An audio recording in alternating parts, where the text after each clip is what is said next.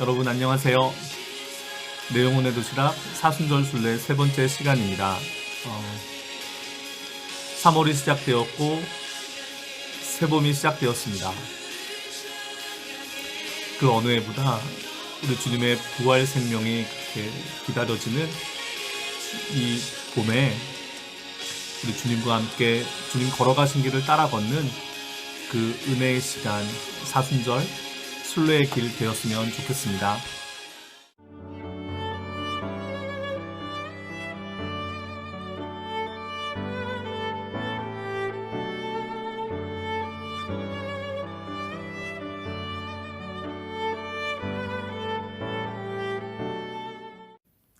오늘 우리가 함께 나눌 말씀은 오늘 드디어 예수님께서 예루살렘 성에 입성하세요. 승리의 입성이시죠. 그 본문 말씀을 함께 읽도록 하겠습니다. 마가복음 11장 1절로 11절의 말씀입니다. 그들이 예루살렘에 가까이 와서 감난산 벳바게와 베다니에 이르렀을 때에 예수께서 제자 중 둘을 보내시며 이르시되 너희는 맞은편 마을로 가라. 그리로 들어가면 곧 아직 아무도 타지 않은 나귀 새끼가 매어 있는 것을 보리니 풀어 끌고 오라. 만일 누가 너희에게 왜 이렇게 하느냐 묻거든 주가 쓰시겠다 하라. 그리하면 즉시 이리로 보내리라 하시니 제자들이 가서 본즉 나귀 새끼가 문 앞 거리에 매어 있는지라. 그것을 푸니 거기 서 있는 사람 중 어떤 이들이 이르되 나귀 새끼를 풀어 무엇 하려나 하매 제자들이 예수께서 이르신 대로 말한대 이에 허락하는지라. 나귀 새끼를 예수께로 끌고 와서 자기들의 겉옷을 그 위에 얹어 놓음에 예수께서 타시니 많은 사람들은 자기들의 겉옷을 또 다른 이들은 들에서 벤 나무 가지를 길에 펴며 앞에서 가고 뒤에서 따르는 자들이 소리 지르되 호산나 찬송하리로다. 주의 이름으로 오시는 이여 찬송하리로다. 오는 우리 조상 다윗의 나라여 가장 높은 곳에서 호산나 하더라. 예수께서 예루살렘에 이르러 성전에 들어가사 모든 것을 둘러보시고 때가 이미 저물매 12 제자를 데리시고 베다니에 나가시니라. 아멘. 예수님께서 여리고를 출발하셔서 그 가파른 산길을 오르셔서 예루살렘 성에 입성하십니다. 여리고는 해수면 기준으로 250m나 낮은 지역이고 예루살렘은 해발 900m 이르는 지역이기 때문에 그 경사도가 상당히 급했을 거라고 생각합니다. 건조한 사막과 광야 같은 풍경을 지나서 얼마쯤 산길을 오르셨을까요? 앞에 푸른 채소밭이 있고 올리브 나무가 있고 드디어 저 멀리 웅장한 예루살렘 성, 그 성전이 눈에 들어옵니다. 때는 6월절이 이른 때였어요. 6월절, 우리 전체 공동체가 출애굽기 말씀을 듣고 있지 않습니까? 6월절, 한마디로 요약하자면 자유와 해방의 때죠.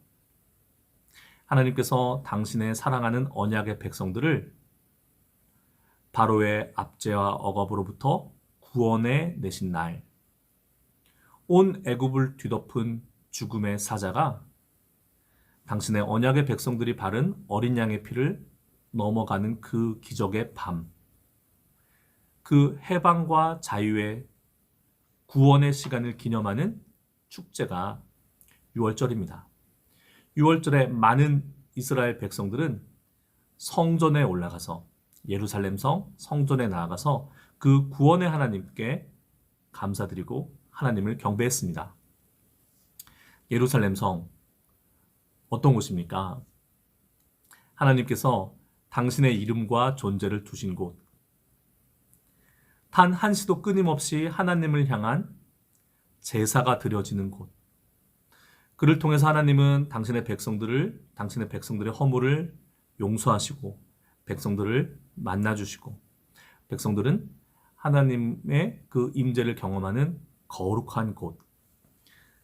그러나 어느 때부터인가 하나님과 당신의 사랑하는 백성들을 가로막는 무언가 장벽이 쌓여만 가고 있던 그곳을 향해서 지금 예수님께서 나아가고 계신 중입니다.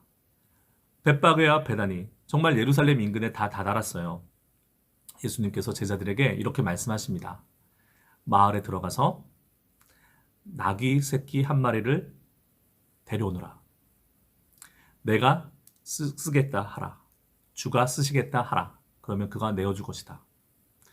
나귀를 징발하시는 거죠. 사실 우리가 지금 사순절 순례길에 우리의 그 길 안내가 되어주고 있는 마가복음에는 나귀 새끼라는 명시적인 표현이 없어요. 마태복음에서 이 나귀 새끼라는 말을 명시적으로 사용하고 그 표현을 사용하고 우리 한글 번역 성경, 특히 개역 개정 전통에서는 마태복음뿐만 아니라 마가복음, 누가복음도 이 나귀 새끼라는 표현을 그대로 씁니다. 근데 마가복음 원문에는 나귀 새끼라는 표현이 없어요. 마가가 놓친 것이 아니라 저는 이렇게 생각합니다. 마가의 관심은 그것이 망아지이건 나귀 새끼이건 그것에 있지 않아요. 마가의 유일한 관심은 지금 예수님께서 왕의 모습으로 예루살렘 성에 들어가고 계신다. 그것 한 가지예요. 그 나귀의 등에 제자들이 자신의 겉옷을 깝니다. 그리고 예수님께서 그 등에 오르시죠. 사람들은 자신의 겉옷을 땅에 깔아서 그리고 오늘 본문에 따르면 들에서 베어온 나뭇잎들을 펴서 왕으로 예루살렘에 입성하시는 예수님을 왕으로 모십니다. 여러분, 아무리 귀한 손님이 온다 한들 자신의 겉옷을 벗어서 그것을 길에 깔아서 그 겉옷을 들여 밟고 가시옵소서 이렇게 하지 않잖아요. 그리고 종려주일의 기원이 되는 종려가지잎을 베어서 길에 깔았다. 예수님께서 가시는 그 성에 들어가시는 길에 깔았다고 하는데 마가는 역시 그것이 종려나무인지 아니면 들에서 베어온 곡식단인지 지푸라기인지 그거에 관심하지 않아요. 마가의 유일한 관심은 예수님이 왕이시고 왕의 모습으로 예루살렘에 지금 입성하고 계신다라는 것입니다. 사람들은 이렇게 외칩니다. 호산나. 시편 118편 25절과 26절에 나오는 그 표현 그대로예요. 호산나 찬송하리로다 주의 이름으로 오시는 이여 우리 조상 다윗의 나라여. 이것을 우리말로 아름답게 번역해보면 지금 왕께서 왕의 나라에 오고 계십니다. 왕이시여 우리를 구원하여 주옵소서라는 뜻입니다. 마가의 표현이 맞아요. 마가의 초점이 바른 초점입니다. 예수님은 분명 왕으로 예루살렘에 입성하고 계세요. 그리고 그 예수님을 따르던 사람들, 이미 마가복음 8장 이후 제자들과 예수님을 따른 수많은 무리들은 예수님을 왕으로 인식했어요. 그리고 그 왕의 자리에 등극하시는 그 장면을 지금 기다리고 있는 중입니다. 거의 이제 이루어질 임박했죠. 그런데 이 왕의 모습이 마태복음이 굳이 나귀 새끼라고 표현하던 것처럼 왕의 모습이 일반적인 우리들 상식 속에 있는 일상적인 왕의 모습과는 조금 다릅니다. 여러분 여기서 성경의 말씀에서 약간 벗어난, 그렇다고 반성경적이다 이런 뜻은 아니고요. 성경의 말씀에서 약간 벗어난 성경의 이야기를 더욱더 풍성하게 해주는 그 배경이 되는 역사 이야기 하나를 드려보려고 그래요. 지금 예수님께서는 여리고를 떠나서 베다니와 벳바게를 거쳐서 예루살렘 동쪽 문을 통해서 예루살렘에 들어가고 계시잖아요. 그런데 거의 같은 시각에 예루살렘 서쪽 문을 통해서 예루살렘 성으로 들어오고 있는 사람이 있었습니다. 그 사람은 흰 백마 위에 앉아서 그 앞에는 팡파레를 외치는 군악대와 수많은 기병들과 장창과 방패와 단검으로 무장한 로마 군단의 호위를 받으며 보무도 당당하게 예루살렘 성으로 들어오는 사람이 있었어요. 바로 총독 빌라도입니다. 로마에서 속지, 식민지를 다스려라고 파견한 총독은, 이스라엘 총독은 예루살렘에 거주하지 않았어요. 그는 훨씬 더 기후가 좋은 지중해 해변에 건설된 로마식 도시 가이사랴에 머물면서 특별한 때에만 예루살렘 위로 올라왔습니다. 지금은 총독이 예루살렘으로 행차했을 정도로 특별한 때예요. 방금 전에 지금 때가 6월절 때라고 하지 않았습니까? 그래서 수많은 이스라엘 백성들이 자신들 조상들의, 자신들 역사 속에 하나님께서 행하신 그 구원의 일을 기념하기 위해서, 그 자유와 해방을 즐기기 위해서 예루살렘 성으로 모여들 때지 않습니까? 로마 입장에서 보면, 빌라도의 입장에서 보면 지금은 매우 위험한 때예요. 왜 위험하냐? 일단 사람들이 모이죠. 이스라엘 백성들 중에서도 장정들이 모입니다. 그리고 그들은 지금 초흥분 상태예요. 아까 여리고에서 예루살렘 성에 올라가는 그 장면을 잠깐 묘사했었습니다.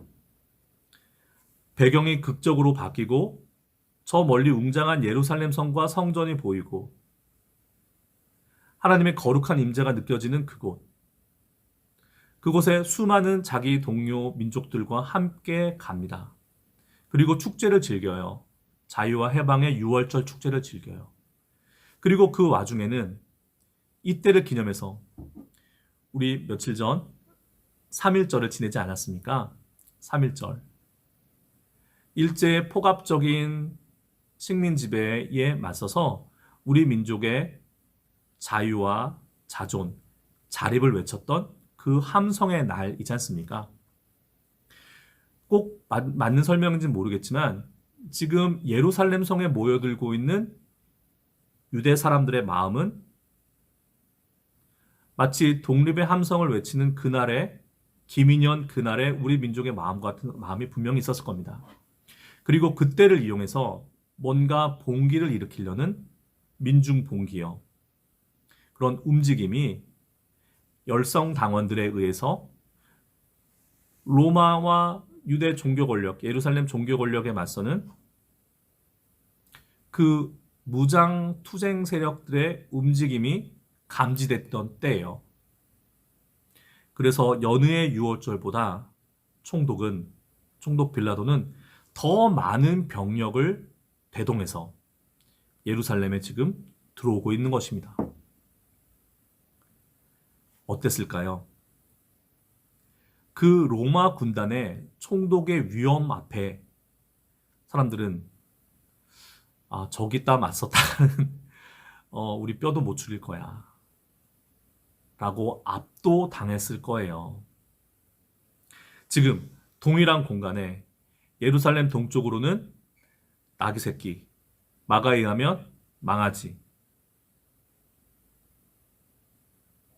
비록 예수님을 맞이한 사람들은 왕으로서 왕의 대접을 하면서 겉옷을 벗어깔고 들에서 벤 잎들을 깔고 자신의 모든 것을 들여서 왕으로 이렇게 경배하면서 호산나를 외치면서 예수님을 맞아들이고 있지만 그들의 손에는 병장기도 하나 없고 갑주도 하나 없고 먼 여행길에 먼지 묻고 더러워진 의복을 입은 수많은 갈릴리 사람들과 그의 추동 세력들이 오고 있는 겁니다. 예루살렘 성 동쪽 문에는요. 반면에 서쪽 문에는요. 설명드렸던 위풍당당한 압도적인 세계 최강대국 로마의 위용이 고스란히 드러나는 그런 총독 행차가 있었습니다. 여러분, 이 상징적인 두 장면이 보여주는 것이, 이 극적인 장면이 보여주는 것이 무엇일까요? 저는 계속해서 내 영혼의 도시락 사순절 순례를 통해서, 그리고 제게 주어지는 공예배 설교를 통해서 일관되게 계속해서 말씀드리고 있습니다. 세상의 질서와 하나님의 다스림이 충돌하는 곳, 그곳이 십자가입니다. 그리고 그 십자가에서 하나님이 승리하시죠. 하나님이 승리하십니다. 하나님이 하나님의 방식이 맞다라는 것을 보이십니다. 그리고 지금 그 두 세력이 하나님 나라 그리고 세상의 권력 로마, 이것이 지금 6월절 예루살렘 성에서 극적으로 조우하고 극적으로 충돌하는 것입니다.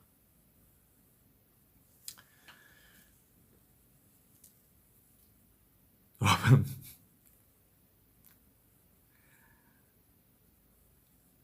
단적으로 여쭙겠습니다. 여러분, 어느 편에 서시겠습니까?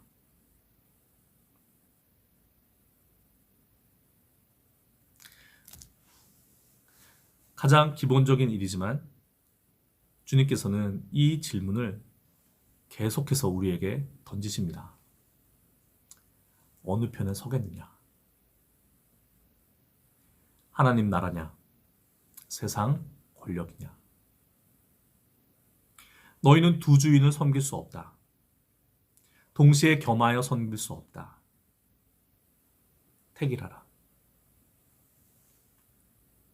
우리는 지난 마가복음 10장에서 예수님께서 나의 나라는, 나의 왕됨은 이런 것이다 라고 충분히 보여주셨습니다.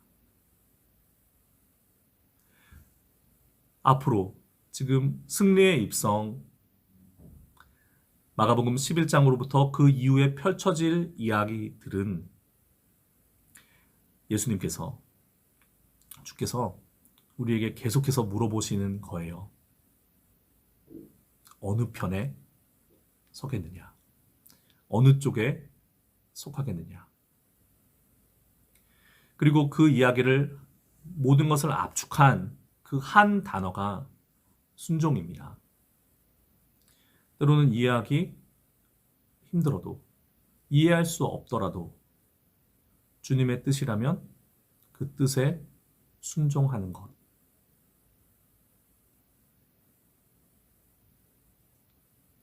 그것입니다. 여러분, 지금 다가오는 6월절 축제에 예루살렘의 성에 나온 그 수많은 흥분한 군중들 가운데, 이스라엘 백성들 가운데 여러분들이 한 사람이라고, 그 중에 한 사람이라고 생각하고 그 자리에 서 계신다고 한번 상상해 보시죠. 하나님께서 우리에게 주신 특별한 선물인 상상력을 동원해서 한번 상상해 보시죠. 여러분은 지금 예수님의 그 행차와 로마 총독 빌라도의 행차를 두 눈으로 다 목격하고 계세요. 저벅. 여러분, 군인들이 발 맞추고 행진하죠? 그 경험하신 분도 계실 겁니다. 저벅 발 맞춰 행진하는 그 소리가 사람을 묘하게 압도합니다. 걷고 있는 군인도, 그 소리를 듣고 있는 군중도. 그 힘에, 그 위용에 압도당해요. 기병이, 장창을 든 기병이, 빛나는, 햇빛에 빛나는 놋 갑옷으로 무장한 로마 보병의 그 저벅저벅 걸어가는 발걸음을 한번 보십시오. 그리고 백마 위에 높이 앉은 총독 빌라도의 모습을 한번 보세요.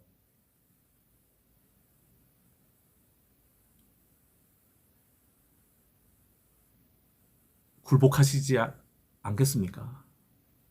거기에 순응하지 않겠습니까? 반면에 이쪽을 한번 보십시오. 그것이 망아지건 낙이 새끼이건 작다는 거죠. 겸손의 왕이신 예수님을 나타내기 위해서, 또 구약 선지자의 예언에 응하기 위해서 예수님께서는 그렇게 하셨지만 두 장면을 대비시켜서 한번 보십시오. 그의 손에, 그의 몸에 빛나는 갑옷이 있습니까? 빛나는 쥐봉이 있습니까? 하늘 높이 치솟은 투구가 있습니까? 또 그를 따르는 갈릴리 그 어부들의 모습을 한번, 그 행색들을 한번 보십시오. 그 장면을 현장에서 목격한 그 사람들 가운데 여러분이 서 계시다면 여러분은 어디를 따르고 어디에 순종하시겠습니까?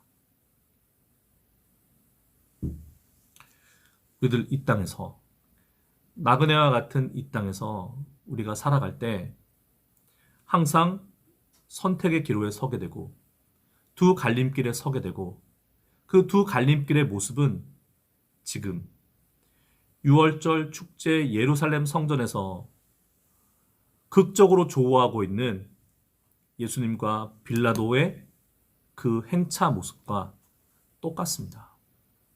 한쪽은 멋져 보여요. 한쪽은 그게 맞는 것 같아요.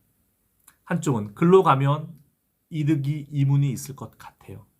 그리고 글로 가도 아무도 뭐라고 하지 않아요. 사람들은 당연히 글로 가는 게 맞지, 그렇게 이야기합니다. 반면에 다른 한 길은 발걸음이 떨어지지 않아요. 이리 가면 고생할 것 뻔한데, 이리 가면 손해볼 것 뻔한데, 이리 가면 나 가진 것 잃어버릴 건데.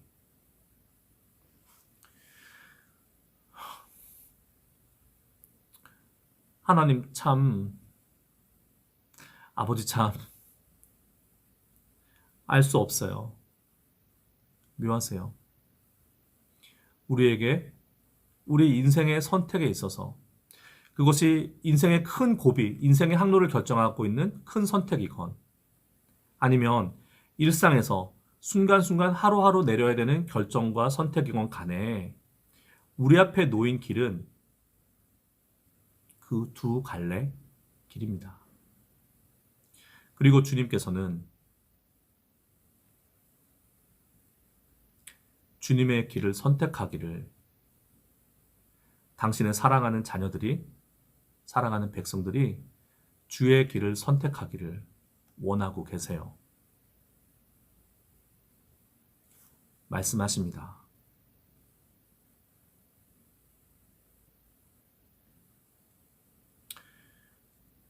저는 공동체란 말을 좋아합니다. 왜 공동체란 말을 좋아하냐면, 주님이 만들어주셨고, 왜 만들어주셨냐면 혼자서는 못 가거든요. 아무리 주님이 인도하셔도, 계시를 주시고 기적을 보여주시고 해도 혼자서는 못 가거든요. 갈 엄두가 안 나거든요. 그래서 길동무를 함께 걷는, 그 길을 함께 갈 수 있는 사람들을 모아주신 거예요. 묶어주신 거예요. 그게 주의 공동체입니다. 그래서 저는 공동체란 말을 좋아하고 공동체를 사랑해요. 왜냐하면 나 혼자서는 못 하거든요. 못 가거든요. 사람이 참 그런 것 같아요. 한쪽 길을 선택하면 이 길을 가면 고통스럽겠지만 이 길 끝에는 복된 영원한 복락이 있다. 비록 철로 역정과도 같은 길이지만 그렇다. 이쪽 길에는 그 끝에는 뭐가 있을지 모르지만 우선 당장 나은 것 같다, 편한 것 같다, 좋은 것 같다. 그럴 때 저 혼자 있으면 냅다 이쪽으로 갑니다. 그런데 함께하는 공동체가 있고 함께하는 가족이 있으면 어렵더라도 우리 이 길로 함께 가보자. 이 길이 옳은 길이야. 이 길이 복된 길이야. 우리 서로의 어깨를 의지하고 서로가 서로에게 힘이 되면서 이 길을 가자. 그것이 공동체입니다. 그것이 교회고요. 그리고 세상 길로 향해서 세상의 권력에 압도되어서 세상의 질서에 압도되어서 그리로 가려는 눈먼 영혼들을 하나님의 길, 구원의 길로 인도하도록 하는 것. 그래서 함께 이 길을 가야 할 그들을 이끄는 것. 그거 역시 우리 공동체의 책임이자 사명입니다. 여러분, 두려워하실 거 없어요. 그리고 이 길 결코 손해보는 길 아닙니다. 왜냐? 이 길이 승리의 길이기 때문에 그래요. 예수님께서는 모든 세상 권세와 공중의 권세 잡은 것들과 심지어 우리를 가장 속박하고 억압하는 죄와 사망의 권세마저도 꺾으시고 승리하셨어요. 이 길은 승리의 길입니다. 영원한 승리의 길이에요. 로마 군단이 보여주는 그 길. 멋져 보이지만 영원하지 않습니다. 그 끝은 패망이자 죽음입니다. 패배의 길이에요. 여러분, 어떤 길을 선택하시겠습니까? 그리스도께서 십자가에서 이루는 그 승리를 여러분의 것으로 만드시겠습니까?